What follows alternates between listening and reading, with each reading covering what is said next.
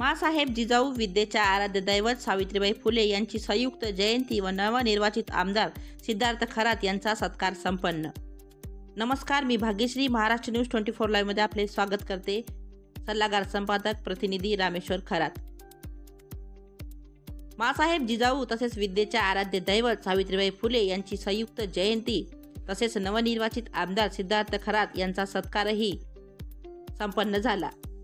15/1/2025 रोजी सायंकाळी 8 वाजता मेहकर येथील पैनगंगा नगर मध्ये सम्राट अशोक वाटिका येथे राष्ट्रमाता राजमाता माँसाहेब जिजाऊ व विद्येच्या आराध्य दैवत सावित्रीबाई फुले यांच्या संयुक्त जयंती सोहळ्यानिमित्त नवनिर्वाचित आमदार सिद्धार्थ खरात यांचा सत्कार करण्यात आला। यावेळी कार्यक्रमाचे अध्यक्ष श्यामभाऊ उमाडकर, सरचिटणीस महाराष्ट्र प्रदेश काँग्रेस कमिटी, कार्यक्रमाचे प्रमुख मार्गदर्शक ॲडव्होकेट अनंतराव वानखेडे, पक्षनेते मेहकर विधानसभा तसेच माननीय किशोरभाऊ गारोडे, शहर प्रमुख शिवसेना यांची प्रमुख उपस्थिती होती। माँसाहेब जिजाऊ व विद्येच्या आराध्य दैवत सावित्रीबाई फुले यांच्या जीवनावर प्रकाश टाकत अनंतराव वानखेडे यांनी सावित्रीबाई फुले राजमाता जिजाऊ यांच्या जीवनावर प्रकाश टाकला। श्यामभाऊ उमाडकर यांनी सुद्धा अत्यंत मोलाची माहिती देऊन आपले विचार व्यक्त केले। मेहकर मतदारसंघाचे नवनिर्वाचित आमदार सिद्धार्थ खरात यांनी मेहकर मतदारसंघाला किती आमदार आहेत याबाबत अत्यंत महत्त्वाची माहिती सांगून मेहकर मतदारसंघाला अत्यंत चांगले दिवस आले असल्याची माहिती दिली। तसेच मागील 15 वर्षापासून मेहकर शहराचा किती विकास झाला व किती कामे झाली असेल हे आपण तर उघड्या डोळ्यांनी पाहतच आहे, यावर प्रकाश टाकला। कार्यक्रमाचे आयोजक प्राध्यापक वानखेडे यांनी केले, तर यावेळी प्रमुख उपस्थितीमध्ये ॲडव्होकेट विष्णू सरदार, अनिल मस्के, सुनील अंभोरे, मायकल,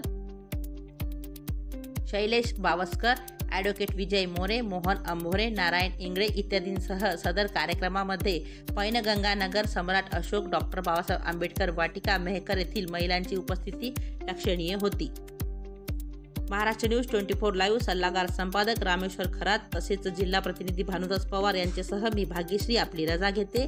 भेटूया पुढील बातमी सत्रात। नमस्कार। विधानसभेचे माझ्या पूर्वीचे उमेदवार ॲडव्होकेट अनंतरावजी वानखेडेजी, किशोर गारोळेजी, शहर प्रमुख शिवसेनेचे, दुसरे राष्ट्रवादी काँग्रेस पक्षाचे शहर प्रमुख ॲडव्होकेट मोरे साहेब,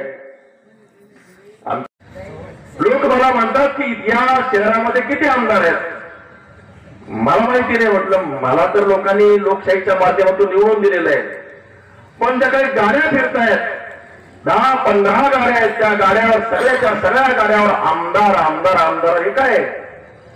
कारण माझ्या डोक्यात आमदारकी येत नाही, यांच्या डोक्यातली सगळ्यांच्या जे गाड्यावरती आमदार लिहिले ना त्यांनी आमदारचे बिल्ले स्टिकर बिकर मारले सगळे, बरोबर आहे। आमच्या डोक्यात आमदारकी येणार, ह्यांचे आमदारकीचे स्टिकर गाड्यावरचे अजून काही जाईना। आता सांगायला पाहिजे का? एखादा ठाणेदार आहे, त्याची बदली होते, बदली होऊन जातो, काम करायला लागतो, दुसरा ठाणेदार येतो, तो त्याचं काम हाती घेतो, पण तो जर ठाणेदार आला म्हणायला लागला की नाही मला पुन्हा या ठिकाणी याला पकडायचं, याचे कान कापायचं आहे, याला फटके द्यायचे, त्याला अटक करायचं, चालेल का हो? ठाणेदार आता बदललेला आहे, तुमची जिथं बदली झाली तिकडे जा ना, काय करायचं तिकडे, इथे कशाला आमच्या ह्याच्यामध्ये मध्ये मध्ये करतात। आणि म्हणून कोणाला काय वाटत असेल, कुणाला काय वाटत असेल, त्याला नकला, परंतु आपण मात्र या ठिकाणी आता थांबायचं नाही। एक विकासाचं नवीन पर्व आपल्याला उभं करायचंय।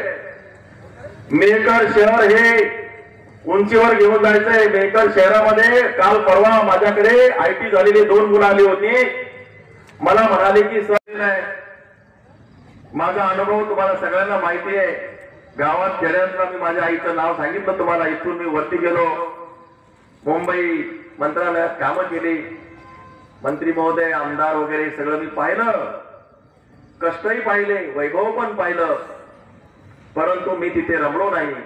आपल्या सगळ्यांचे दुःख दैन्य आणि जे प्रश्न मांडण्यासाठी मी या ठिकाणी आलेलो आहे। आणि म्हणून माझ्या डोक्यामध्ये तुम्ही जरी मला निवडून दिलं तरी माझ्या डोक्यामध्ये आमदारकी आलेली नाही। मी रस्त्यावर राहणार आहे, मी जमिनीवर राहणार आहे, आमदारकी माझ्या डोक्यामध्ये घुसून घेणार नाही। आमदार झाल्यानंतर लोकांचे, विद्यार्थ्यांचे, बेरोजगारांचे, महिला बचत गटांचे, सगळे अडीअडचणीचे, सगळ्या जातीचे, धर्माचे, सगळ्यांचे कामं सोडायचे असतात। या माध्यमातून मी आता महाराष्ट्रातल्या कोणत्याही ठिकाणचा जर अन्याय झाला असेल तर त्या ठिकाणी धावून जाणार आहे। कोणत्याही स्वरूपामध्ये जर काम करत असेल तर मला आता कोणी रोखणार नाही, कारण मी आता मुक्तपंथी झालेलो आहे।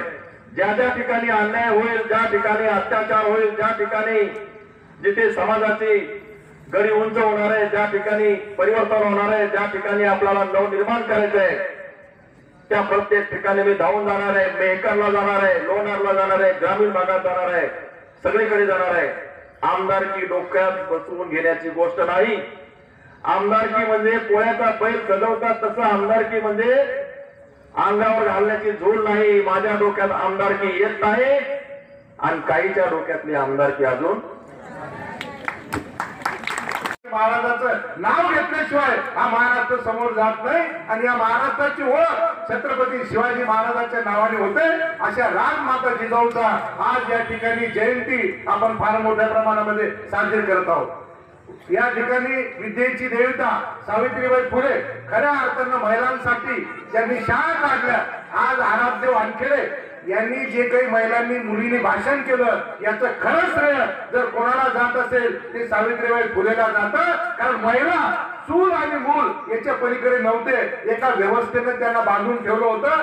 चूल आणि मूल याच्या पलीकडे महिला जात नव्हत्या। पण आज आपण पाहतो सायकल चालवणारी महिला विमान चालवायला लागली, प्राध्यापक असलेली महिला राष्ट्रपती बनायला लागली, ग्रामपंचायती सदस्य असलेली महिला आज ही देशाची पंतप्रधान बनायला लागली। हे खऱ्या अर्थानं जर श्रेय असेल हे श्रेय सावित्रीबाई फुलेला जातं आणि त्या खऱ्या अर्थानं शिक्षणाच्या आराध्य देवता म्हणून आपण त्यांना या ठिकाणी स्मरण त्यांचं केलं पाहिजे। या देशामध्ये ज्या स्त्रिया ज्या कुठेतरी त्यांच्यावर अन्याय अत्याचार होत्या, कुठल्याही जाती धर्माची स्त्री असो, आजही ती पोटामध्ये जेव्हा गर्भधारणा स्त्रीचा होतो तेव्हाच तिच्यावर अत्याचार सुरू होतो। आजही दवाखान्यामध्ये तपासल्या जातं। मुलगी जर असेल तर मुलीला नको म्हणून हा समाज झिडकावतो, परंतु त्या महिलेशिवाय हा देश घडू शकत नाही। कारण महिला शिक्षित झाली तर तो समाज शिक्षित होतो आणि समाज शिक्षित झाला तर देश शिक्षित होतो। म्हणून महिलांचं या देशामध्ये फार मोठं योगदान आहे। डॉक्टर बाबासाहेब आंबेडकर घडले,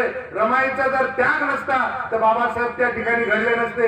डॉक्टर बाबासाहेब आंबेडकर जेव्हा जेव्हा इतिहास लिहिला जातो माता रमाईला आपल्याला विसरता येणार नाही। तथागत गौतम बुद्धाला सुद्धा यशोधरेनं जे संस्कार दिले ते आपल्याला विसरता येणार नाही। झाशीची राणी असेल, वेगवेगळ्या या ठिकाणी महिलांनी इतिहास घडवला। कल्पना चावला असेल, देशाच्या पंतप्रधान आयर्न लेडी म्हणून इंदिरा गांधी असतील, राष्ट्रपती प्रतिभाताई पाटील असतील, या महिलांनी या देशामध्ये जगामध्ये आगळीवेगळी ओळख या देशामध्ये महिलांची झाली। आणि आज संयुक्त जयंती या ठिकाणी संजय वानखेडे यांनी घेतली, त्यांचं कौतुक आणि आभार या ठिकाणी करतो की अत्यंत साजेसा कार्यक्रम। आज महिलांचा या ठिकाणी जर उपस्थिती नसती तर खऱ्या अर्थाने या कार्यक्रमाला महत्व आलं नसतं। कारण जयंती महिलांची होत आहे आणि महिला या ठिकाणी उपस्थित आहे। मी त्यांचं टाळ्या वाजवून स्वागत करतो की खऱ्या महिला उल्हासित अत्यंत धार्मिक देश म्हणजे एखाद्या कार्यक्रमात बळजबरी रोजाना आणलेल्या महिला नाही, स्वयंपाक पाणी उरकून आमदार साहेबांचं भाषण ऐकण्यासाठी खऱ्या अर्थाने आपण आला, आपलं कौतुक करतो। आणि माझ्या भगिनींना सांगतो की आमचे बंधू आदरणीय खरात साहेब यांना आपण सगळ्यांनी मतदान केलं, परंतु निवडून आल्यानंतर आपली जी उत्सुकता होती की आमदार साहेबांना जवळून बघायचंय, त्यांचा सत्कार करायचा आणि तो योग खऱ्या अर्थानं संजय वानखेडेने असतो घडून या ठिकाणी आमदार म्हणजे काय आगळे वेगळे नाही। पूर्वीचे जसे आमदार थाटाबाटाचे होते तसे आपले आमदार नाही। आमदार अत्यंत साधे सरळ आणि प्रत्येक माणसाला गळ्यात हात घालणारे, गरीब असेल, कोणत्या जातीचा असेल, पंथाचा असेल, धर्माचा असेल, त्याचं ऐकून घेणारे, त्याच्या शंकेचं निरसन करणारे, अत्यंत गरिबीत वाढलेले शिवनी त्या ठिकाणी गाव त्यांचं तार शिवनी बीबीच्या बाजूला तुमच्यासारखीच त्यांची माता महिला होती आणि रेश्माताई म्हणजे या म्हातारी सारख्या आई सारख्या गाणं म्हणणाऱ्या त्यांनी चांगले संस्कार आपल्या आमदार साहेबांवर घडवले आणि आमदार साहेब तो संस्काराचा वसा आणि वारसा घेऊन या ठिकाणी चालतायत। आईचा विचार त्यांनी डोक्यामध्ये घेतला। बाबासाहेब ते होते त्यांना शिवाजी महाराजांनी हरवलं आणि आज धर्माचं राजकारण करणारे जे लोक आहेत त्यांना तुम्हाला हरवायचं आहे, म्हणून तुम्ही शिवाजी महाराजांचे विचार घेऊन नवीन शिवाजी तयार करा, अशी जिजामाता व्हा, अशी मी तुम्हाला विनंती करतो।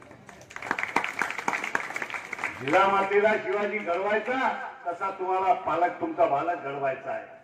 सावित्रीबाईचा इतिहास, सावित्रीबाईचे पती महात्मा ज्योतिबा फुले त्यांचंही 14व्या-12व्या वर्षी लग्न झालं आणि